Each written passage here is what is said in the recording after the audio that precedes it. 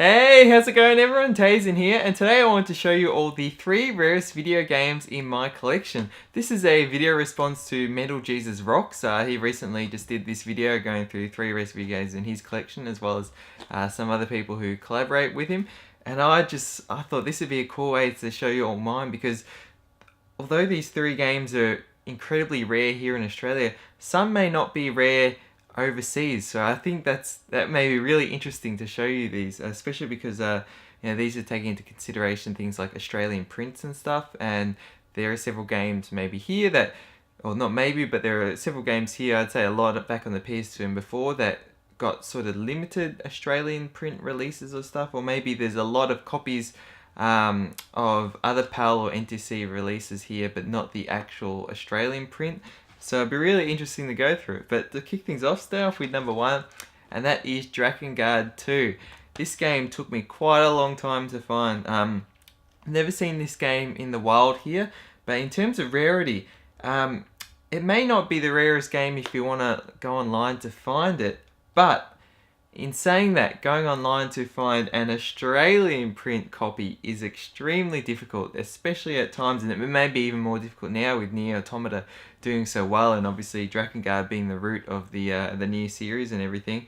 But yeah, even just like today, I googled up Drakengard 2 on eBay, and when you look at past listings and everything, they are all UK PAL copies, not the Australian printed version. So it took me a good year and a half or so, maybe 2 years to finally track down a copy. I think once someone put up on eBay and I just missed it.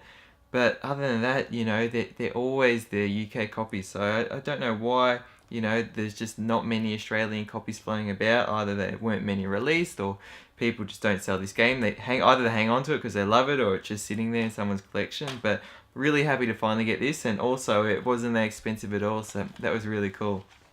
Moving on to the second game, a game that I love, and I was really glad to get this just before it started becoming quite rare, and I got it for only, I can't remember, 20 or something Australian dollars, and that is Dot Hack Part 4 Quarantine. This game goes for a lot of money now whenever there's a copy put up. Any cheap copies found are instantly gone within moments, and it's funny, I thought maybe the first one also would be the rarest, but no, it's actually the 4th one.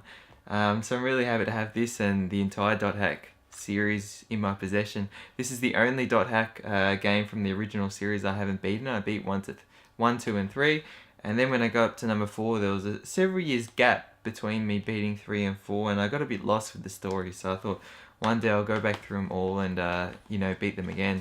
But lastly, going on to the rarest game in my video game collection, also probably one of the cheapest games in my video game collection, because it's not all that valuable here in Australia, despite it being super rare in Australia for an Australian print. And I only just got this within the past month, and that is Shin Megami Tensei Digital Devil Saga.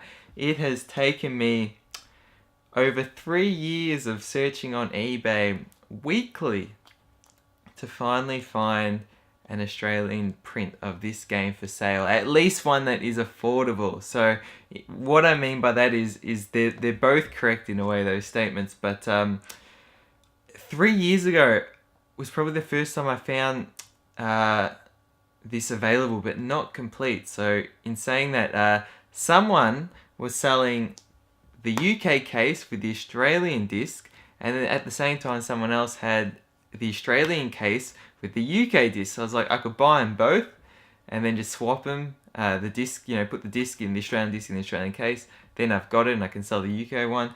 But it would have cost quite a bit to get them both, and I was like, it's not worth it. I'll wait, and hopefully someone will just post one up soon. And literally for the next 3 years, all I was finding was UK PAL copies, and like brand new sealed copies, all cheap and everything. So it's not that it's a rare game to find, but it's rare to find an Australian printed one with the Australian classification on it. So that was it was quite a journey. Again, I think there was a one time someone had posted it up, and I just happened to miss it at the time. And other than that, so about 3 years, and then within the past few months, someone finally put one up, and they were selling it for an incredible amount of money. I think like $40 Australian. And this game, you know, there are UK PAL copies going for $15. So I thought, there's no way I'm doing that. I tried to haggle, but he wouldn't haggle down.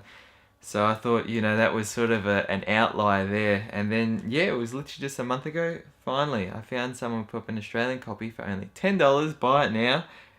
So I took it.